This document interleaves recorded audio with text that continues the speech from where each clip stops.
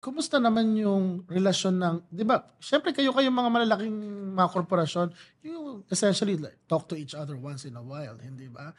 So, paano 'pag halimbawa na-realize niyo na, may problema tayo sa policy, parang we want to create new jobs pero ito, it hinders us. Paano niyo naidudulog sa gobyerno 'yun? Kasi sila ang gumagawa ng policy, hindi naman kayo, 'di ba? You know, one thing about President Marcos Jr. That I can say is that at least this particular government, from what I see, is one of the most business-friendly governments I've ever seen. No? And very inclusive and very collaborative.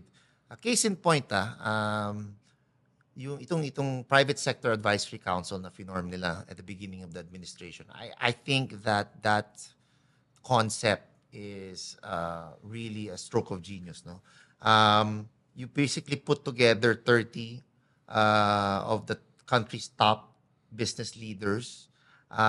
You put them all in different committees, different mandates. Like me personally, I'm in the job sector, and then you have agriculture, digitalization, ano ba yung sa infrastructure, tourism, medical, no. So obviously these are the priorities of the government, and it's correct. No? And you put them all together, competitors or not, you're working together as a team. Some with even different political leanings, who knows? Pero lahat pinalagay mo sa isang kwarto at pinag-uusapan ang mga problema, and then we present to the president once every quarter, and the president actually really listens. Of course, hindi naman lahat ng suggestions pumapasa, syempre, 'di ba? Pinag-iisipan 'yan, but it allows the private sector to have an audience or to have a voice.